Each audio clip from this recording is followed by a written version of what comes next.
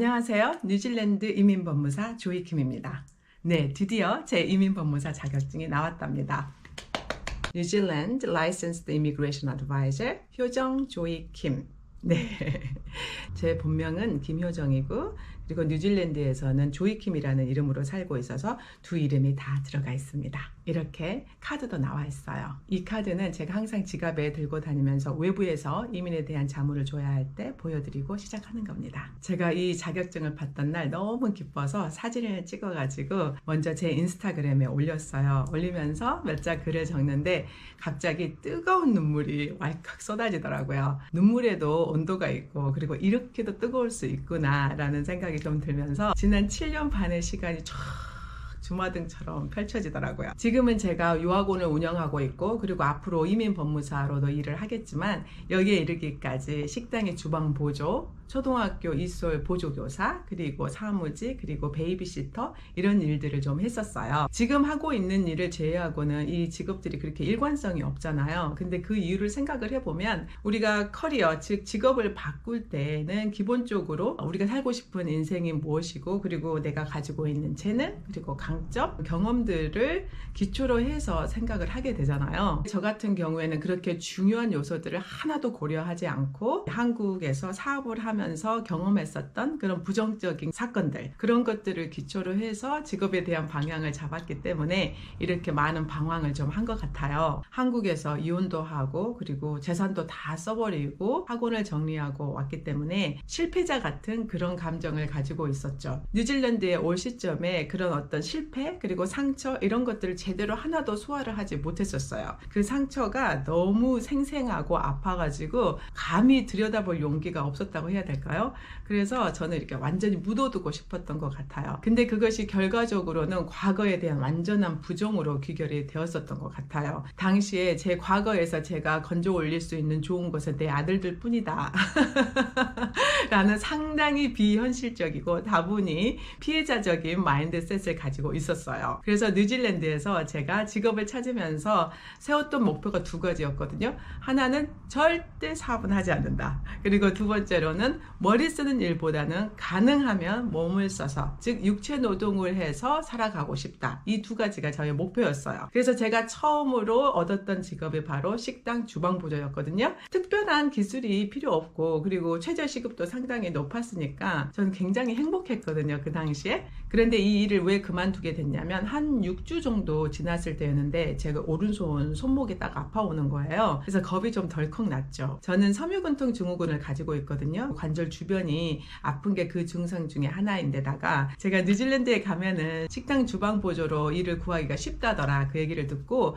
김밥 많은 연습을 좀 했었어요. 근데 그러다가 제 오른손이 아팠었는데 이게 잘 안 낫더라고요. 한 달 동안 병원에 가서 약도 먹고 또 침도 맞고 그랬었는데 상당히 고생을 했던 기억이 있었어요. 그러니까 그때의 기억이 이렇게 확 몰려오면서 그게 단발적인 사건이 아니라 내 몸은 이런 일을 하면 좀 안 되겠구나 라는 생각을 하게 된 거죠. 어떻게 보면 별거 아닌 일이잖아요. 그런데 저는 이게 상당히 뼈아픈 사건이었거든요. 왜냐하면 사실 그 일이 그렇게 어려운 일이 아니에요. 내 몸이 이 정도의 노동의 강도도 견디지 못하는 몸이구나 싶어가지고 되게 낙담을 했었어요. 그래서 이 사건을 계기로 해서 저는 육체 노동에 대한 생각을 완전히 버리게 됐어요. 사무직을 구해야 되겠다 생각하고 구한 것이 한 초등학교에서 이솔 보조교사로 일을 하게 된 거죠. 우리가 영주권을 받으려면 이제 워크비자를 받고 이렇게 차근차근 순서가 있잖아요. 그런데 이 일을 보니까 정규직으로 해서 워크비자를 지원받기는 좀 어려운 일 같다라는 판단이 섰어요. 그러면서 제가 다른 구인 광고들을 이렇게 보는데 대부분이 워크비자 이상의 비자를 가진 그런 지원자들을 찾더라고요. 그래서 안 되겠다. 내가 공부를 해서 좀 자격을 갖추기도 하고 공부하고 나면 포스트 스터디 오픈 워크 비자가 주어지니까 구직 활동을 다시 해야겠다라는 결론을 내리게 된 거죠. 그래서 제가 캔터베리 대학교에서 석사 과정을 공부를 했는데 과정이 거의 끝나갈 때쯤 적극적으로 구직 활동에 나섰고 드디어 취업에 성공을 했어요. 너무 기뻤죠. 근데 그때가 2019년 12월이었어요. 몇 개월 후에 바로 코로나 사태가 터지잖아요. 3월 한 27일경에 뉴질랜드도 완전히 봉쇄에 들어갔거든요. 그래서 자연스럽게 저는 그 직업으로부터 정리가 되었죠. 코로나 사태가 좀 잔인했던 것이 제가 다른 사무직에 재취업할 수도 있잖아요. 그런데 그 희망을 삶을 완전히 꺾어놨어요. 왜냐하면 당시에는 뉴질랜드 시민권, 영주권자들도 정리가 되고 있는 상황이었기 때문에 뉴질랜드에서 일한 경험도 별로 없는 임시 비자를 가지고 있는 이민자가 다시 재취업을 한다는 것은 거의 불가능에 가까웠던 거죠. 그때가 저는 제 인생에서 가장 큰 위기였던 것 같아요. 뉴질랜드에서는 좀 새로운 삶을 살아보겠다 그렇게 생각하고 계획했던 그 두 가지가 완전히 꺾여버렸기 때문에 정말 살맛이 안 나더라고요. 그리고 제가 석사 공부할 때 은행 대출을 받아서 공부를 했거든요. 대출금을 갚는 것은 고사하고 생활비도 없는 상황이 되니까 와, 인생이 안 풀려도 이렇게 안 풀릴 수 있나 하는 생각이 들면서 하늘이 원망스럽고 되게 한탄이 됐었어요. 그때 심한 우울증에 걸리게 됐어요. 아이들 학교를 겨우겨우 보내놓고 하루 종일 침대에 누워있는데 진짜 살고 싶지 않다라는 그런 생각이 계속 맴도는 거예요. 근데 이렇게 하다가는 진짜 죽겠다 싶어가지고 안 되겠다, 다시 한국으로 돌아가자 이렇게 결정을 했어요. 그때 저를 붙잡은 것이 제 큰아들의 말이었어요. 제 큰아들이 그러는 거예요. 엄마, 내가 지금까지 살면서 엄마한테 그렇게 큰 부탁을 해본 적이 없는 것 같아요.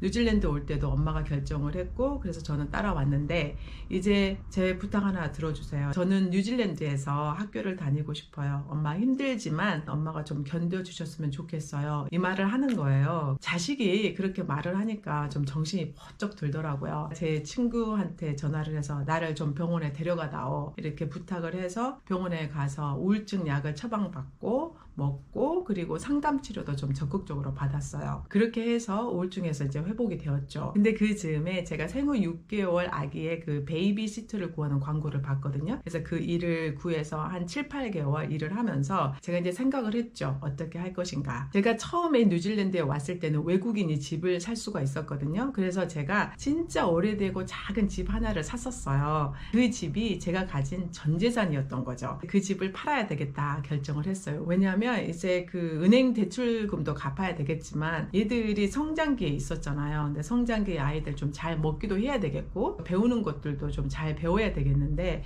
이렇게 돈이 없이 살기는 좀 어렵다라는 판단이 섰죠. 집을 판 돈으로 은행 대출금도 갚고 돈이 조금 남았는데 작은 비즈니스를 시작하자 그렇게 생각을 했었어요. 그래서 주변에서 치킨집, 스시집 그리고 뭐 $2 숍 이런 의견들이 있었거든요. 근데 아무리 생각해도 제가 그 일들을 잘할 자신이 없는 거예요. 그리고 그 일들을 하는 저 자신을 그려보기가 되게 어렵더라고요. 그래서 안 되겠다, 이제 더 이상 실패할 수는 없다라는 생각이 들어서 이제 제가 좀 잘하는 거 그리고 알고 있는 거 그리고 좋아하는 거 이런 일을 해야 되겠다 싶어서 유학원 사업자를 내게 된 거죠. 근데 그 당시에도 이미 국경이 굳게 닫혀 있었거든요. 근데 유학원 사업은 사실 국경이 열려 있어야 되잖아요. 그래서 이제 제가 시작을 한 것이 바로 이 유튜브 채널입니다. 이 유튜브를 하면서 상당히 재미가 있더라고요. 그렇게 재밌게 하면서 국경이 열리기만을 기다리고 있었는데 2021년 9월에 특별 영주권 발표가 있게 된 거죠.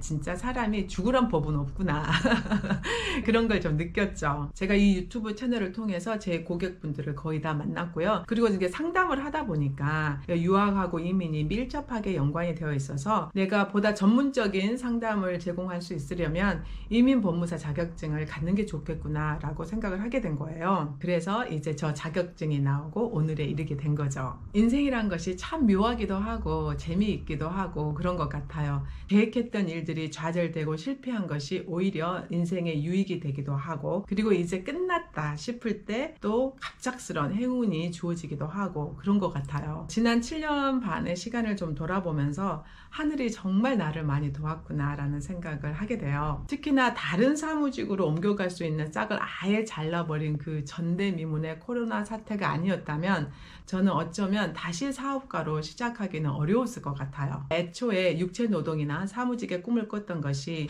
저에 대한 제대로 된 이해를 기반으로 한 것이 아니어서 하늘이 이쪽 길 저쪽 길 막아서 저를 여기까지 데려온 것 같아요. 참 결과론적으로 보면 너무나 감사한 일들이에요. 어떻게 보면 지난 7년 반의 그 방황의 시간이 저한테는 꼭 필요한 시간이 아니었나 그런 생각이 들기도 해요. 왜냐하면 이렇게 구불구불 돌아오지 않았더라면 즉 제가 처음부터 유학원을 시작을 하고 이민법무사 자격증을 따고 그렇게 시작을 했었더라면 제가 어떤 모양의 사람이고 또 제가 가진 재능과 강점이 무엇이고 내가 살고자 하는 삶이 무엇인지에 대해서 지금처럼 이렇게 명료하고 그리고 이렇게 깊이 있게 이해하지는 못했을 것 같아요. 실패의 경험 없이 계속 성공만 하다 보면 자신의 재능이나 강점을 잘 모를 수도 있는 것 같아요. 그러니까 저 같은 경우에도 학원이 막 이렇게 성장을 했을 때 이 모든 것을 그냥 다 운으로만 생각을 했었거든요. 물론 운의 작용도 있었겠죠. 그렇지만 그 안에서 저도 뭔가 잘하는 게 있었을 거 아니에요. 그런데 저는 그걸 모르겠더라고요. 내가 가지고 있는 것 중에서 어떤 것이 그런 성공을 이끌어낼 수 있었는가에 대한 통찰이 전혀 없었어요. 이런 시간을 통과하면서 저는 사업가로서의 저의 정체성을 좀 분명히 하고 있는 것 같고요. 그리고 제가 가지고 있는 재능과 강점 또 부족한 부분들에 대해서도 더 잘 이해해 가고 있는 것 같아요. 아직도 현재 진행형이긴 하지만 제 자신의 재능과 강점을 더욱더 많이 발견하고 그리고 연마해서 정말 재능을 활짝 펼쳐보고 싶은 그런 욕망이 있어요. 제 긴 이야기 들어주셔서 너무나 감사하고 제 이야기가 혹시 이민을 생각하고 계시거나 또는 이미 이민을 오셔서 그 길을 만들고 계시는 분들, 난관에 봉착해 계신 분들께 조금이라도 도움이 되셨으면 좋겠습니다. 뉴질랜드 유학과 이민에 대해서 신뢰하고 맡길 수 있는 조이앤케어링 유학원 이민법무사 조이킴이 되도록 노력하겠습니다. 그리고 뉴질랜드의 일상의 모습도 실어 나르는 그런 유튜브 채널로 성장하도록 노력하겠습니다. 구독자 여러분께서 저에게 많은 사랑과 응원을 보내주셨거든요. 제가 힘든 시기를 지날 때 그 응원이 정말 큰 힘이 되었습니다. 이 자리를 빌어서 진심으로 감사의 마음을 전합니다. 고맙습니다. 오늘은 여기까지고요. 저는 다음에 뵐게요. 고맙습니다. 바이.